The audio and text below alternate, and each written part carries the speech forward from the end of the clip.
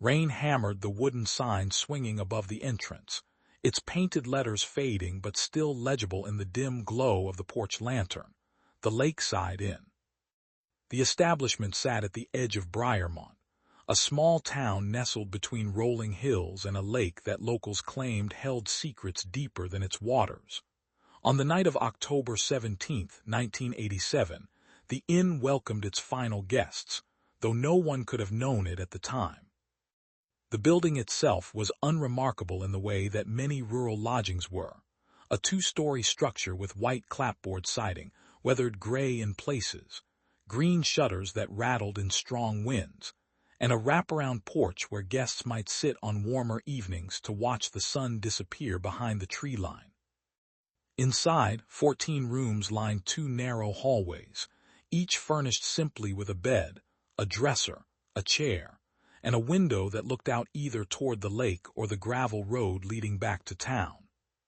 The proprietor, a woman named Constance Bellamy, had run the establishment for nearly 12 years, inheriting it from an uncle who had lost interest in hospitality after his wife passed. Constance was 41 that autumn, a woman whose face showed the weariness of someone who had seen much but chosen to speak little. She kept her dark hair pinned back in a practical bun, wore sensible dresses in muted colors, and moved through the corridors of her inn with the quiet efficiency of someone who knew every creaking floorboard by heart.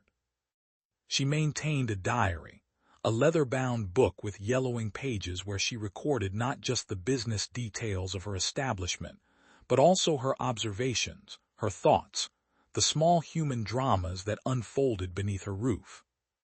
That diary, discovered weeks after the events of that October night, would become the only reliable account of what transpired before sunrise. The rain had started just after noon, a steady downpour that turned the roads to mud and sent travelers seeking shelter earlier than they might have otherwise. By 4 in the afternoon, Constance had already checked in 3 guests. The first was a traveling salesman named Edgar Finch, a portly man in his 50s with thinning hair combed carefully over his scalp, and a worn leather satchel that never left his side. He had stayed at the inn before, always polite, always requesting the same room at the far end of the second floor where the hallway turned and offered a bit more privacy. He said little beyond pleasantries, paid in cash, and disappeared into his room with a newspaper tucked under his arm. The second arrival was a young woman who gave her name as Iris Pemberton. She appeared to be in her middle 20s, dressed in a navy coat that was too thin for the weather, her auburn hair damp and clinging to her cheeks. She carried a single carpetbag and seemed nervous, her eyes darting around the lobby as if expecting someone to follow her through the door. Constance noted in her diary that the woman had no umbrella, no wedding ring, and a faint bruise along her jawline that makeup had tried but failed to conceal. Iris requested a room on the first floor, paid for 2 nights in advance, and asked if the doors had locks that worked from the inside. Constance assured her they did. The third guest was an older gentleman who introduced himself as Lawrence Ashford, a retired schoolteacher from a town Constance had never heard of, traveling to visit a sister he claimed lived somewhere near the coast. He was thin and angular, with silver hair and spectacles that magnified his pale blue eyes. He spoke in the careful, measured tones of someone accustomed to being listened to, and he carried with him a small suitcase and a wooden cane that he did not appear to need for walking but gripped nonetheless. Constance assigned him a room on the second floor, 3 doors down from Edgar Finch. By 6 in the evening, the rain had intensified, drumming against the roof with such force that conversation in the common room required raised voices. 2 more guests arrived within minutes of each other. The first was a young couple who signed the register as Mr. and Mrs. Hollis Crane, though Constance suspected immediately that they were not married. They were both young, perhaps 22 or 23, and they had the self-conscious manner of people unaccustomed to deception. The woman kept glancing at the man for reassurance, and he kept his hand protectively on her back. They took a room on the first floor and declined Constance's offer of dinner, saying they had eaten on the road. The second arrival during that rush was a man who called himself Samuel Gorman. He was somewhere in his 30s, tall and broad-shouldered, with dark hair slicked back and a jawline shadowed by stubble. He wore a long coat that dripped water onto the lobby floor and boots caked with mud. Unlike the others, he did not smile, did not make small talk, did not explain his presence. He asked for a room, paid in cash without counting the bills, and carried his single duffel bag up the stairs without assistance. Constance wrote in her diary that his eyes were the color of steel and just as cold. As night settled over Briarmont, 3 more guests arrived. A middle-aged woman named Vivian Hargrave, traveling alone, who mentioned she was on her way to a funeral and had misjudged the distance. A pair of brothers, both in their late 20s, who introduced themselves as Duncan and Alastair Rowan, farmhands looking for work and hoping to reach the next county by morning. And finally, near 8 o'clock, a frail elderly man named Otis Merrick, who shuffled through the door leaning heavily on a walker, his daughter supporting his elbow. The daughter, who gave her name as Margaret, explained that they had been forced off the road by the storm and would only need 1 room for the night. By 9 o'clock, all 14 rooms were occupied. Constance prepared a simple supper of soup and bread for those who wanted it, serving it in the small dining area adjacent to the lobby. Not everyone came down. Edgar Finch took a tray to his room. Samuel Gorman declined food altogether. Iris Pemberton ate quickly and returned upstairs without meeting anyone's gaze. But the others gathered, their conversation subdued, the storm outside creating an atmosphere that discouraged levity. Constance moved among them, refilling bowls, offering coffee, listening to fragments of their lives. Vivian Hargrave spoke of her deceased cousin, a woman she had not seen in 20 years but felt obligated to mourn. The Rowan brothers joked quietly with each other, their accents marking them as coming from further north. Lawrence Ashford discussed the decline of rural education with anyone who would listen. The young couple who called themselves the Cranes sat close together in a corner, speaking in whispers. Margaret attended to her father, who ate slowly and seemed confused about where he was. By 10, the dining area had emptied. Guests retreated to their rooms. Constance locked the front door, checked the windows, and extinguished most of the lamps, leaving only a few burning in the hallways and one in the lobby where she kept her desk. She settled into her chair with her diary and began to write. Her entry for that night started with the weather, as her entries often did, then moved to observations about her guests. She noted Iris Pemberton's fearfulness, Samuel Gorman's unsettling demeanor, the false cheerfulness of the Cranes. She wrote that the inn felt heavier than usual, as if the storm had pressed something dark and unspoken into the walls. Around 11, she heard footsteps on the stairs. Samuel Gorman descended, his coat back on, and approached her desk. He asked if there was a telephone he could use. Constance directed him to the booth near the back hallway. He disappeared for perhaps 10 minutes, and when he returned, his expression had changed. The coldness had been replaced by something else, something she could not quite identify, urgency, perhaps, or fear. He thanked her and went back upstairs without another word. Midnight came and went. Constance dozed intermittently at her desk, her diary open before her. She woke once to the sound of a door closing softly somewhere above. She woke again to footsteps in the hallway, quick and light, moving toward the back of the building. She assumed someone was using the bathroom and did not rise to investigate. The rain continued its relentless assault on the roof, the wind howling through the eaves. Sometime after 2 in the morning, Constance was jolted awake by a sound she could not immediately place. It was not loud, not a crash or a shout, but something subtle and wrong, a scraping perhaps or a muffled thud. She sat upright, her heart quickening, and listened. The inn was silent except for the storm. She lit a candle and walked slowly up the stairs, her slippers making no sound on the worn carpet. The hallway stretched before her, dark except for the faint glow of a single lamp at the far end. Every door was closed. She paused, uncertain, then returned downstairs and told herself she had imagined it. She made another entry in her diary, noting the time and the strange sound, admitting that the storm had her nerves frayed. She wrote that the inn felt different tonight, that the guests seemed different, that she could not shake the feeling that something was unfolding beyond her understanding. She considered waking someone, checking the rooms, but she dismissed the thought as paranoia. People were sleeping. The doors were locked, everything was fine. But everything was not fine.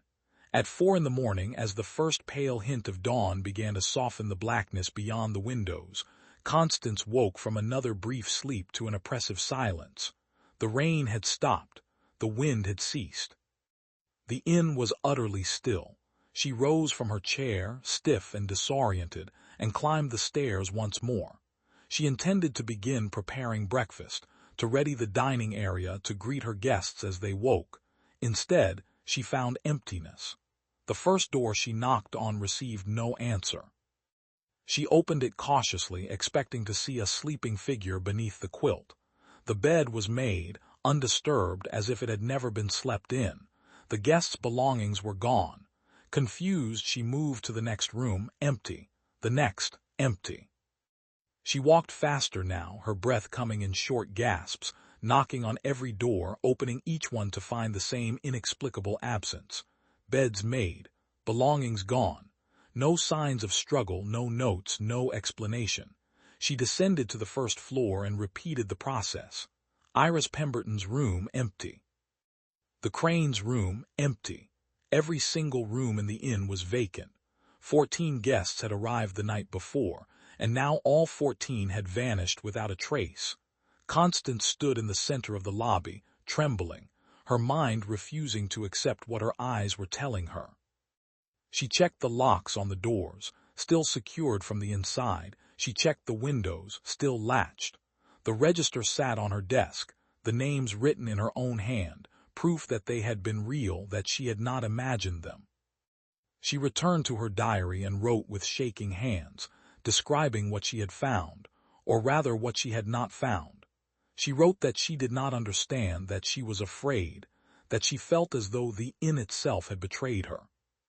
She wrote that she would go into town, that she would report this to the constable, that someone must have an explanation.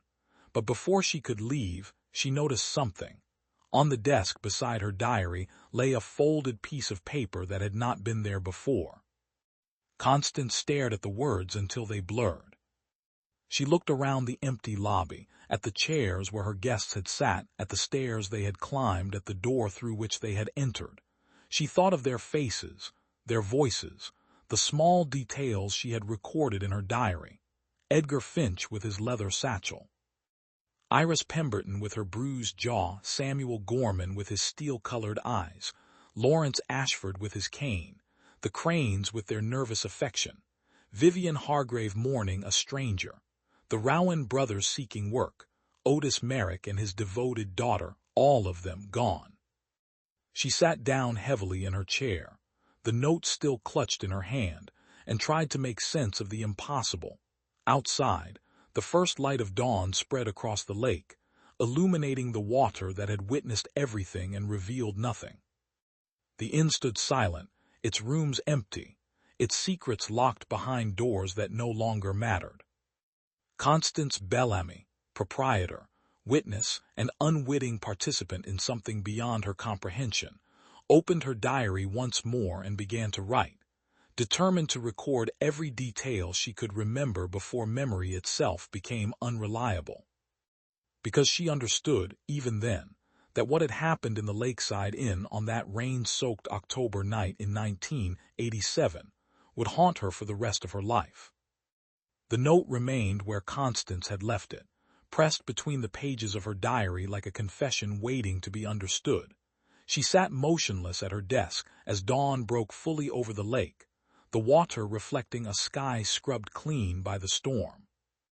The silence inside the inn was absolute, the kind of silence that follows something irrevocable.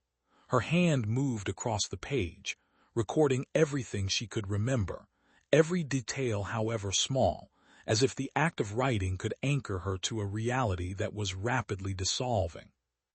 By 7 that morning, she had locked the inn and walked the 1.5 miles into Briarmont proper, her shoes caked with mud from the unpaved road. The town was just beginning to stir, shopkeepers opening their doors, the smell of bread drifting from the bakery on Main Street. Constance went directly to the constable's office, a small brick building that also served as the town hall on meeting nights. Constable Raymond Thorne was a man in his late 50s, a former carpenter who had taken the job when the previous constable retired. He was pouring coffee when Constance entered, and the look on her face made him set the pot down immediately. She told him everything: the guests, the storm, the emptiness she had found at dawn. She showed him her diary, the register, the note. Thorne listened without interrupting, his weathered face showing concern but also something else, something that looked uncomfortably like skepticism. When she finished, he asked her to repeat certain details. How many guests exactly? Whether any of them had seemed strange. Whether she had checked every room thoroughly. His questions were careful, almost gentle, but Constance could hear the doubt beneath them. They returned to the inn together, Thorne bringing along his deputy, a younger man named Carl Winters who had only been on the job for 6 months. The three of them walked through the building room by room, Thorne taking notes, Winters opening drawers and checking closets. They found nothing. No luggage, no personal items, no signs of occupancy beyond the faint indentations on a few of the beds where someone might have sat. The locks on the doors and windows were intact. There were no broken panes, no forced entries, no indication that anything violent had occurred. Thorne stood in the lobby and looked at Constance with an expression that made her stomach tighten. He asked if she had been feeling well lately, if she had been sleeping enough, if running the inn alone was perhaps becoming too much for her. Constance understood what he was implying and felt a surge of anger that she forced herself to suppress. She was not imagining this. She had not invented 14 people out of exhaustion or loneliness. They had been real, she had served them soup, she had heard their voices, but she had no proof. The register showed their names, yes, but names on a page proved nothing. Anyone could write names. The note was unsigned, its handwriting unfamiliar, offering no clue to its author. Constance had not thought to note down details like vehicle license plates or specific addresses beyond what the guests had volunteered. She had collected payment in cash, as she always did, and the money sat in her lockbox, impossible to trace. Thorne asked if anyone in town had seen the guests arrive. Constance did not know. The inn sat far enough from the center of Briarmont that someone could come and go without being noticed, especially during a storm. Thorne promised to make inquiries. He said he would ask around, see if anyone remembered seeing unfamiliar cars on the road that night, check with neighboring towns to see if any missing persons had been reported. He was polite, professional, but Constance could see he did not believe her story held together. 14 people do not simply vanish. There had to be a rational explanation. Perhaps she had dozed more deeply than she realized, and the guests had left early, dissatisfied with the accommodations or called away by some emergency. Perhaps the note was a prank, left by one of them as a parting jest. Constance did not argue. She thanked him and watched him leave with his deputy, their patrol car disappearing down the muddy road. She stood on the porch of the inn and looked out at the lake, its surface calm now, indifferent. She felt the weight of the empty rooms behind her, the accusation in their silence. She went back inside, locked the door, and sat at her desk. She opened her diary and continued writing, because it was the only thing she could do. Word spread through Briarmont quickly, as word always did in small towns. Within days, Everyone knew that Constance Bellamy claimed 14 guests had vanished from her inn without a trace. The story was too strange, too unsettling, and it was met with reactions that ranged from curiosity to suspicion to outright mockery. Some people believed her, or at least wanted to. Others suggested she had made it up for attention, or that she had suffered some kind of breakdown. A few whispered darker theories, that perhaps Constance herself had done something to these supposed guests, that the inn concealed a crime she was trying to obscure with an absurd story. Constable Thorne conducted his investigation as promised. He interviewed Constance multiple times, asking her to recount the night again and again, looking for inconsistencies. He spoke to residents of Briarmont, asking if anyone had seen unfamiliar vehicles or strangers on the 17th of October. A handful of people thought they might have seen a car or two heading toward the lake road that evening, but no one could be certain. The storm had kept most people indoors. Thorne contacted the state police, who checked their records for missing persons matching the descriptions Constance had provided. Nothing conclusive emerged. A traveling salesman named Edgar Finch existed, but he turned up alive and well in a neighboring state 2 weeks later, claiming he had never been to Briarmont in his life. No one named Iris Pemberton could be located. The other names led nowhere. Thorne expanded the search. He reached out to police departments in surrounding counties, sent telegrams to nearby towns, even contacted a private investigator who specialized in missing persons. Weeks passed, then months. The investigation produced nothing but dead ends and contradictions. A woman matching Vivian Hargrave's description had attended a funeral in a town 60 miles away on the weekend in question, but she insisted she had stayed in a motel, not an inn, and had never heard of Briarmont. A pair of brothers named Rowan were found working on a farm in another state, but they were younger than Constance had described and had alibis for the night of the 17th. The young couple calling themselves the Cranes could not be identified at all. By the time winter settled over the region, the case had effectively stalled. Constance had been interviewed so many times that her story had taken on the mechanical quality of a rehearsed script, each telling identical to the last, which some took as proof of truth and others as evidence of fabrication. Thorne, a pragmatic man, concluded that without physical evidence or credible witnesses, there was nothing more he could do. He did not formally close the case, but he stopped actively investigating. He filed his reports, placed Constance's diary and the mysterious note in a storage box at the town hall, and moved on to other matters. The inn remained open, but business suffered. Travelers who might have stopped there heard the stories and chose other accommodations. Locals avoided the place, uncomfortable with the mystery that clung to it like a stain. Constance continued running the inn alone, cleaning rooms that no one occupied, maintaining a building that felt less like a home and more like a monument to something inexplicable. She stopped mentioning the disappearances to anyone who would listen. She learned to live with the doubt in people's eyes, the whispers that followed her through town, the isolation that settled over her life like snow over the hills. Years passed. Briarmont changed slowly, the way small towns do. The bakery on Main Street closed when the owner retired, replaced by a hardware store. Constable Thorne suffered a heart attack in the spring of 1991 and retired, his position taken by Carl Winters, who had by then grown into a competent if unimaginative officer. The Lakeside Inn continued its decline, its paint peeling, its sign fading further until the letters were barely legible. Constance aged along with the building, her hair going gray, her face settling into lines of quiet resignation. She never married, never left Briarmont, never stopped writing in her diary, though her entries grew shorter and less frequent. The story of the vanished guests became local legend, the kind of tale people told to amuse visitors or frighten children. Some claimed the inn was haunted, that you could hear voices in the empty rooms at night. Others insisted the whole thing had been a hoax, that Constance had invented the story for reasons no one could quite explain. A few people, very few, believed that something genuinely inexplicable had occurred, that 14 people had somehow stepped out of the world and left no trace behind.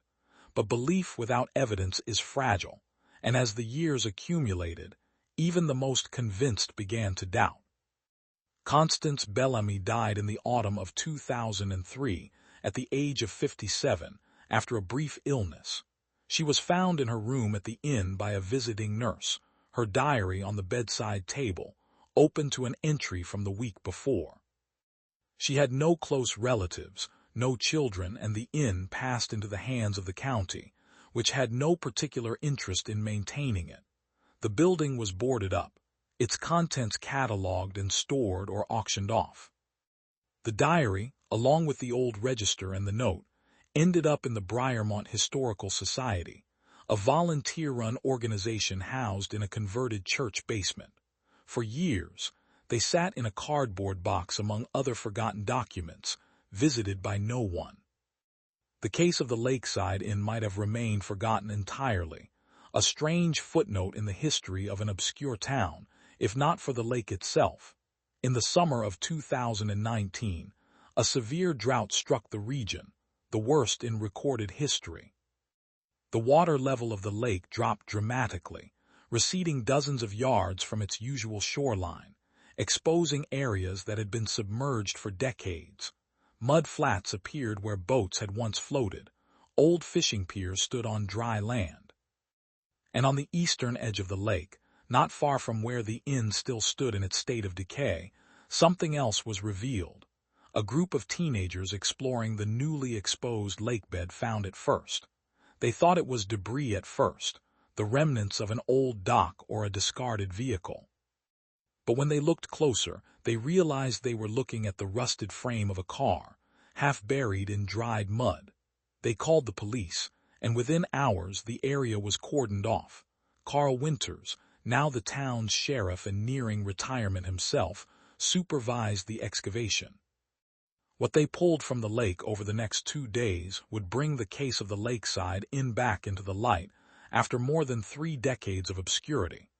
The car was a sedan, its make and model consistent with vehicles from the late 1980s. The license plate, corroded but still partially legible, was traced back to a registration that had lapsed in 1987. Inside the vehicle, investigators found the remains of 2 individuals, their identities impossible to determine from what was left. But they also found something else. A leather satchel, remarkably preserved by the mud and the cold water, containing documents, receipts, and a business card with a name printed on it in faded ink. Edgar Finch, sales representative. The discovery sent a shock through Briarmont. Suddenly, the story that had been dismissed as legend or delusion was being reconsidered.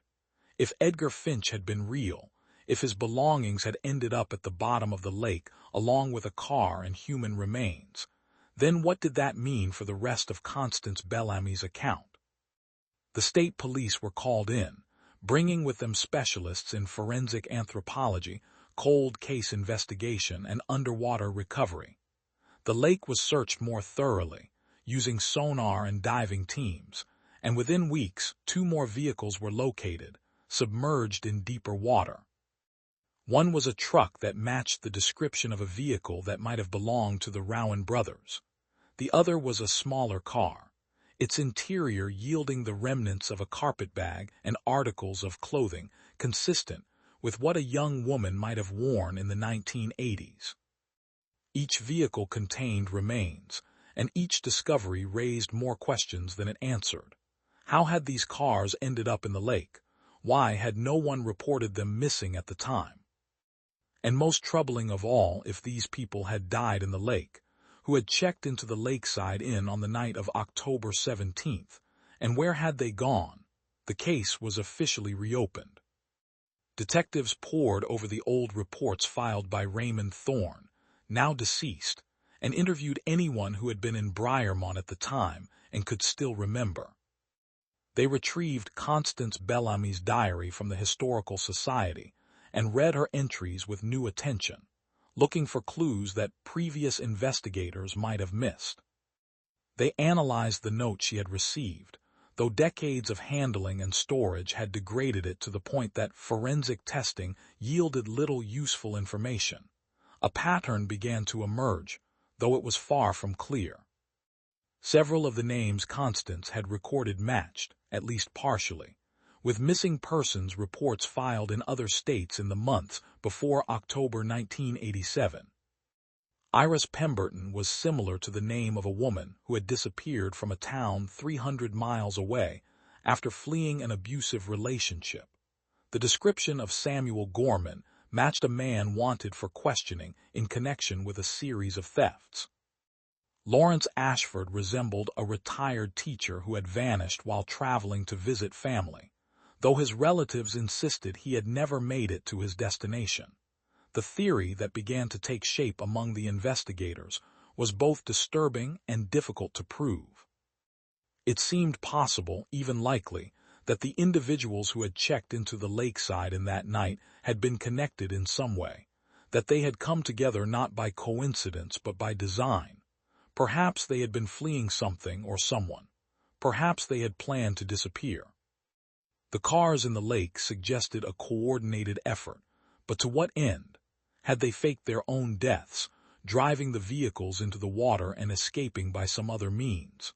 But then why had no trace of them ever surfaced, and how had Constance found the rooms empty just hours after they arrived?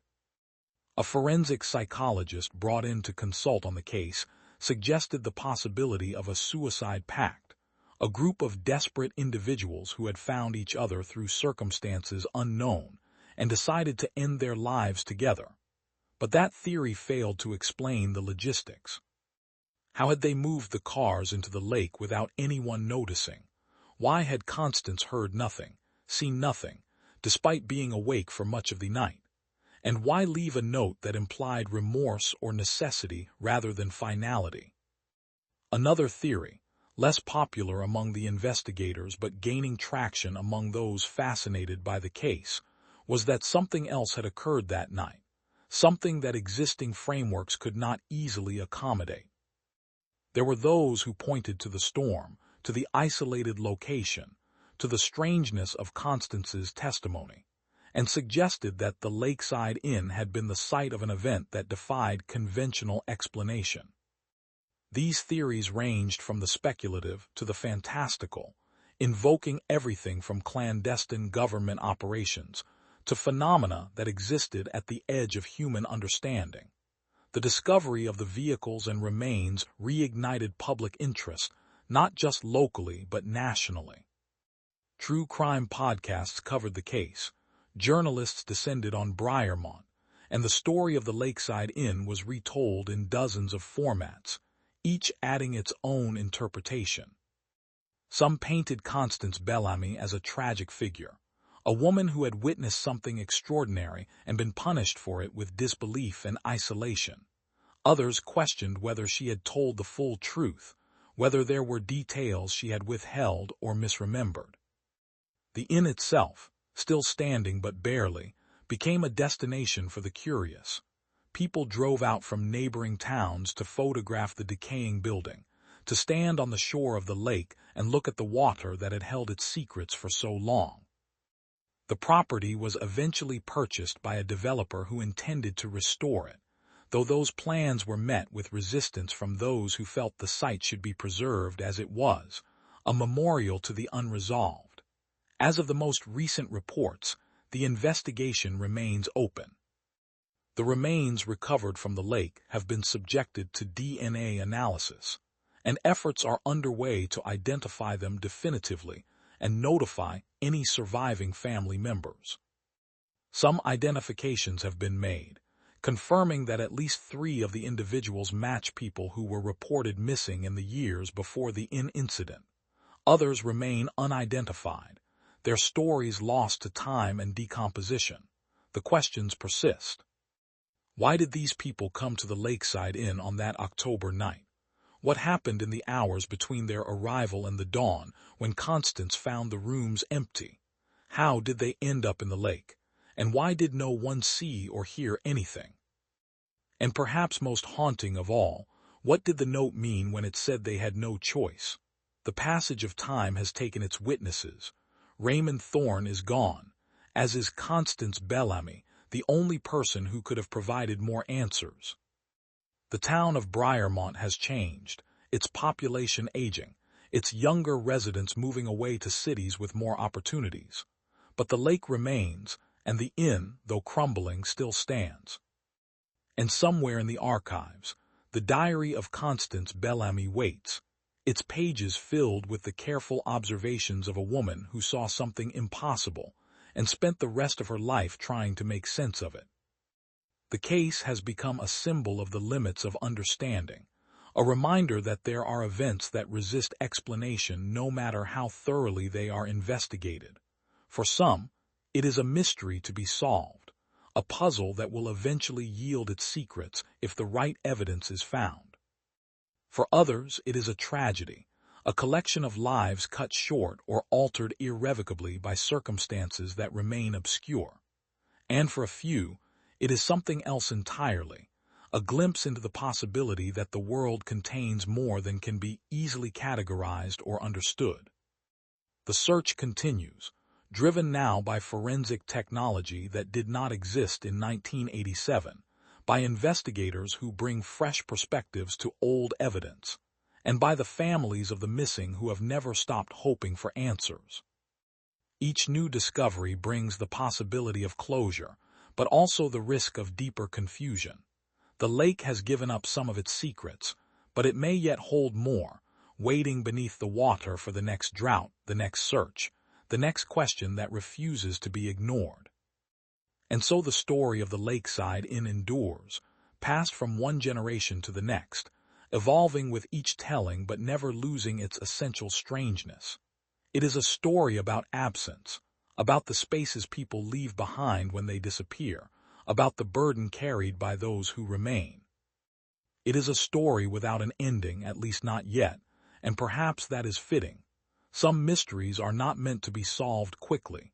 Some truths take decades to surface, if they surface at all. And some questions linger long after the voices that ask them have fallen silent, waiting for someone brave enough or patient enough to seek the answers that must exist somewhere, hidden in the depths, written in the margins, whispered in the wind that moves across the water where 14 guests vanished and left behind only shadows and doubt. The breakthrough came not from the lake, but from a cardboard box in a storage unit 2 states away.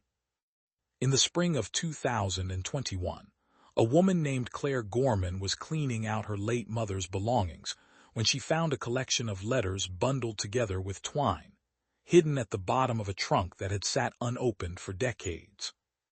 Claire had been 7 years old when her father disappeared in 1987, leaving behind only questions and the persistent ache of abandonment. Her mother had rarely spoken of him, and when she did, it was with a bitterness that discouraged further inquiry. Claire had grown up believing her father had simply walked away from his family, a coward who had chosen escape over responsibility. The letters told a different story. They were written in her father's hand, addressed to her mother but never sent, documenting a descent into something Claire struggled to comprehend even as she read the words. Samuel Gorman had been involved in something he described only as a mistake that had grown beyond his control. He wrote of debts to dangerous people, of threats made against his family, of sleepless nights spent trying to find a way out that would keep his wife and daughter safe. The final letter, dated October 15, 1987, 2 days before the night at the Lakeside Inn, was the most revealing in it. Samuel wrote that he had been contacted by someone offering a solution. He did not name this person, referred to them only as a connection made through desperation and chance. The solution involved disappearing, not just him, but others who found themselves in similar circumstances, people trapped by debts or violence or pasts that had caught up with them. There was a place they could go, a way to step out of their lives and into something else, though the letter was vague on the details. Samuel wrote that he did not fully understand it himself, that it sounded impossible, but that he had no other options. He wrote that he loved his daughter, that he hoped one day she would understand, that he was doing this so that the people who threatened him would have no reason to come looking, no reason to hurt the family he was leaving behind. Claire contacted the authorities immediately. The letters were turned over to the investigative team that had been working the Lakeside case, and within days, they had opened new lines of inquiry. The detail about others in similar circumstances aligned with what had been theorized, that the guests at the inn had not been random travelers but individuals connected by shared desperation. The question now was who had organized it, and how. The answer came from an unexpected source. A retired attorney named Philip Marsh, living quietly in a coastal town, read about the reopened investigation in a news article and recognized something that had haunted him for years. In 1986, he had been approached by a client seeking legal advice about creating new identities for people who needed to disappear. The client had been vague, speaking in hypotheticals, but Marsh had understood that what was being proposed existed in a gray area of the law, if not outright beyond it. He had declined to participate and had not thought much of it afterward, dismissing it as the paranoid fantasy of someone who watched too many films. But the client's name had stayed with him, Lawrence Ashford. Marsh came forward and provided what information he could remember. Ashford had presented himself as a retired schoolteacher, but Marsh had suspected there was more to the man, a sharpness beneath the grandfatherly exterior. Ashford had spoken of networks, of people who facilitated new beginnings for those who could not continue in their old lives. He had mentioned a specific methodology, something about gathering individuals at a neutral location, coordinating their departures, ensuring that evidence would suggest tragedy or mystery rather than intentional flight. Marsh had thought it absurd at the time, but now, in light of the Lakeside Inn, it seemed terrifyingly plausible. Investigators began searching for Lawrence Ashford in earnest. Records showed a man by that name had existed, a teacher in a small town who had retired in the early 80s and then largely disappeared from documentation. No death certificate could be found, no forwarding address, no trace of him after 1986. It was as if he had practiced on himself what he later offered to others. But he had left breadcrumbs, small traces that a determined investigation could follow, bank records showing unusual deposits, letters sent from post office boxes in different towns. A pattern of movement that suggested someone orchestrating something complex while remaining just out of sight. The theory that emerged was both simpler and stranger than anyone had anticipated. Lawrence Ashford, it seemed, had created a kind of underground service for people who needed to vanish. Not criminals in the traditional sense, though some may have been, but individuals trapped by circumstances they could not escape through legal means. Abuse victims, debtors fleeing dangerous creditors, witnesses who feared retaliation. People whose lives had become unbearable and who saw no other way out. Ashford had somehow brought them together, coordinated their arrivals at the Lakeside Inn during a storm that would keep witnesses indoors and obscure their movements, and then facilitated their disappearances in a way that would confound investigation. The cars in the lake were part of the misdirection. They had been driven into the water deliberately, with the remains placed inside to create the appearance of accidental deaths or possible suicides. The remains were not those of the inn's guests, but of individuals who had already died, bodies obtained through means that remained unclear but which investigators suspected involved corrupt mortuary workers or grave robbing. It was grim, unethical, deeply illegal, but it had worked. For more than 30 years, the deception had held, allowing the real individuals to disappear while authorities chased ghosts. But where had they gone? That question proved harder to answer. The trail went cold beyond the lake, as if the 14 guests had truly ceased to exist. Some investigators believed they had been given new identities and dispersed across the country or even beyond, living quiet lives under different names, their old selves buried as thoroughly as the decoy remains. Others suspected that something had gone wrong, that the plan had failed in some catastrophic way that left the participants dead or trapped in circumstances even worse than what they had fled. The truth, as with so many aspects of the case, remained elusive. Then, in the autumn of 2022, a woman named Margaret Holloway walked into a police station in a Midwestern city and asked to speak to someone about the Lakeside Inn. She was in her 60s, gray-haired and composed, and she carried with her a worn leather-bound diary that investigators recognized immediately as a match for the one Constance Bellamy had kept. This one, however, had belonged to her father. Margaret explained that Otis Merrick had not been her father's real name. His true identity was irrelevant now, she said, as he had died 5 years earlier, finally releasing her from a promise she had kept for decades.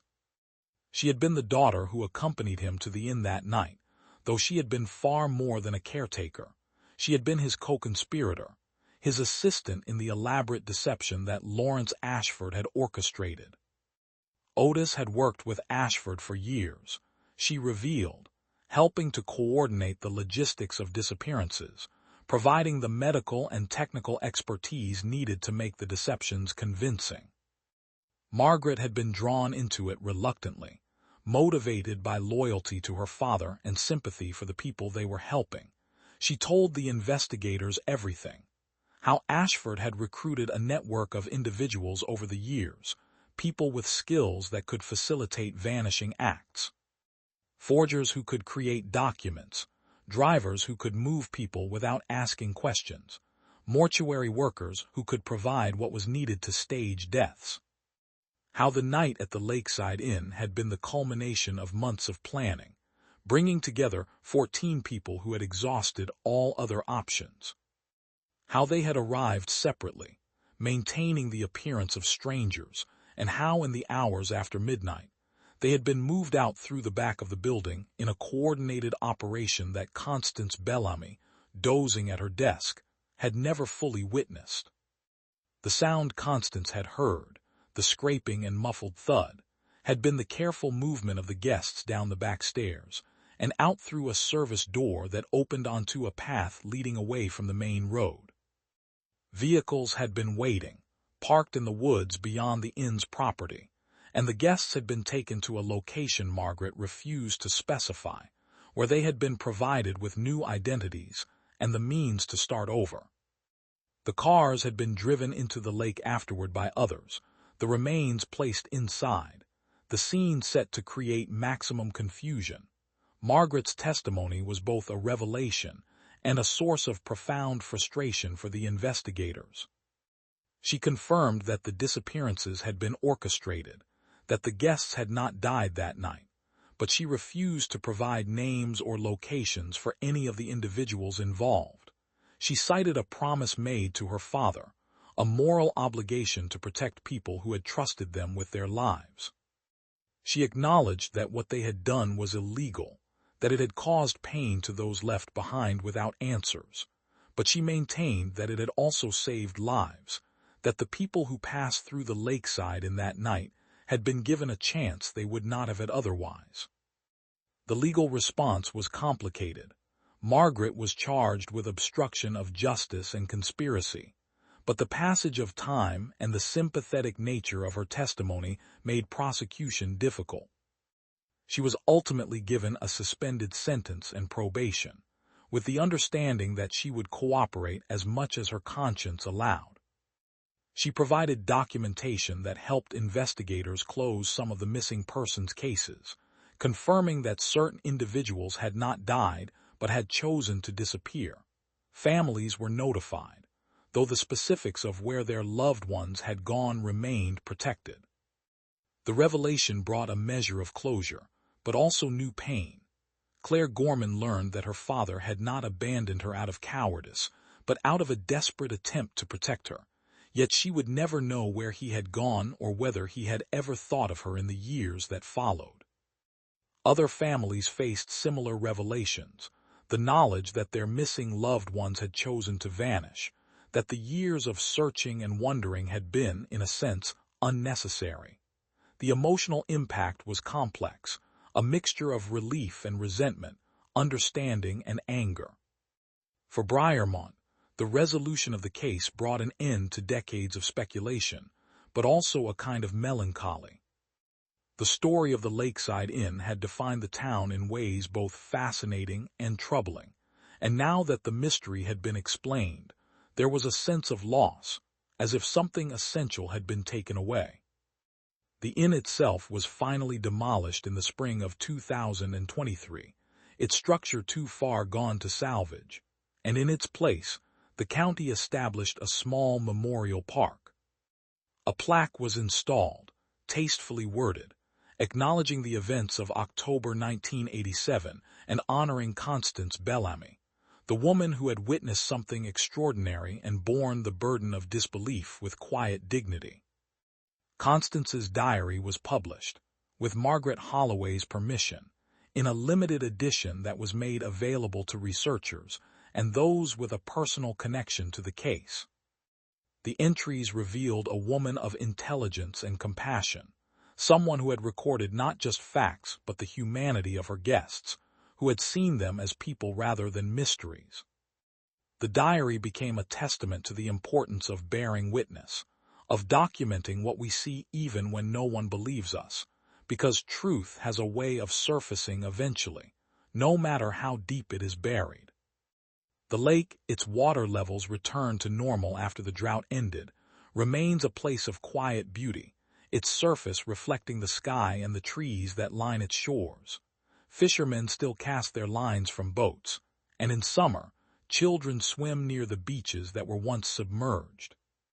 But those who know the history cannot look at the water without thinking of what it held, the secrets it kept, the lives it touched. There is a weight to the place now, a sense of the past pressing against the present, a reminder that every landscape holds stories, some of which we will never fully understand. In the years since the case was resolved, several of the individuals believed to have passed through the Lakeside in that night have been confirmed alive, living under different names in different places. None have come forward publicly, and their identities remain protected by the agreements made during the investigation. It is known that at least one became a teacher, another a carpenter, another a nurse. They built lives, had families, contributed to their communities, all while carrying the knowledge of what they had left behind. Whether they ever regretted their choices, whether they thought of the people they had hurt by disappearing, is something only they can answer. Lawrence Ashford was never found. Investigators believe he continued his work for several years after the Lakeside Inn, facilitating other disappearances, always staying one step ahead of those who sought to stop him. Some think he eventually vanished himself, applying his own methods to his own life, stepping out of existence as thoroughly as those he had helped. Others believe he may still be alive, an old man living quietly somewhere, his secrets intact. There are those who see him as a criminal, someone who exploited desperate people and caused immeasurable pain to the families left behind. Others view him as something closer to a folk hero, a figure who operated outside the law to help those the law could not protect. The truth, as with so much in this story, depends on perspective. The case of the Lakeside Inn has become a subject of study in criminal justice programs, examined as an example of how desperation can drive people to extraordinary measures, how systems can fail those who need them most, and how the line between right and wrong can blur when survival is at stake. It is also studied in psychology courses as a case of mass coordination and shared delusion, of how a group of strangers can come together in a moment of crisis and commit to a course of action that defies conventional understanding. and it is discussed in ethics classes, where students debate the morality of what Ashford and his network did, whether saving lives justifies deception, whether the pain caused to families is outweighed by the safety granted to those who disappeared.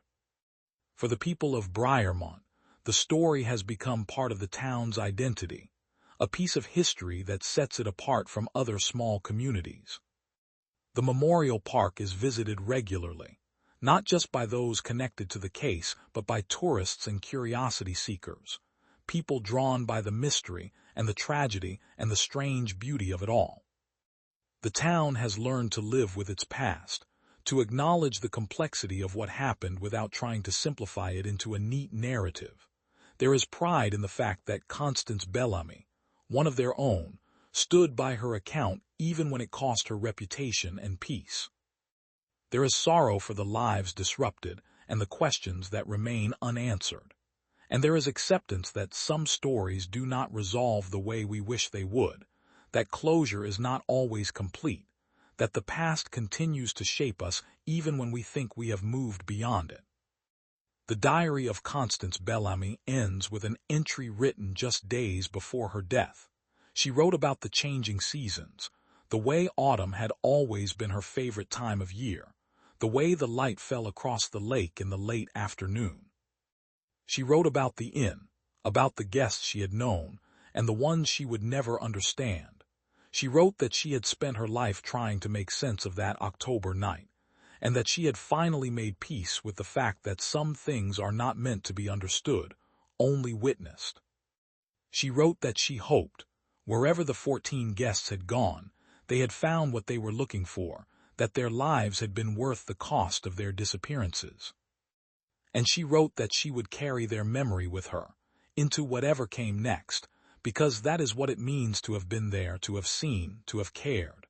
Her final words were simple, addressed to no one in particular, or perhaps to everyone who would eventually read them. She wrote that the world is full of mysteries, that every person we meet carries stories we will never fully know, and that the kindness we show to strangers may be the only light they see in their darkest moments. She wrote that she did not regret keeping the inn open that night, that she was grateful to have offered shelter to those who needed it, even if she never understood why they had come or where they had gone.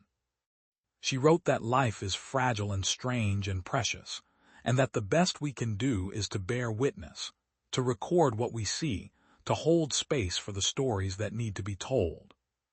The Lakeside Inn is gone now, its rooms empty not because they were abandoned, but because they were dismantled, returned to the earth from which they came. But the story remains, passed down through retellings and writings, through documentaries and discussions, through the quiet conversations of those who remember. It is a story about disappearance and survival, about the lengths people will go to escape the inescapable, about the cost of starting over and the weight of the past. It is a story about a woman who saw something impossible and refused to stop believing her own eyes, even when the world told her she was wrong. And it is a story, ultimately, about the lake itself, that body of water that held secrets for so long and then, in its own time, gave them back. The lake remains, indifferent and eternal, its surface calm, its depths unknowable. It does not judge what happened on its shores. It does not offer explanations or apologies. It simply exists as it has for centuries, a mirror for the sky, a keeper of mysteries, a silent witness to all the lives that have touched its waters and moved on, leaving behind only ripples that fade and are forgotten until the next storm, the next drought, the next moment when the past surfaces and demands to be remembered.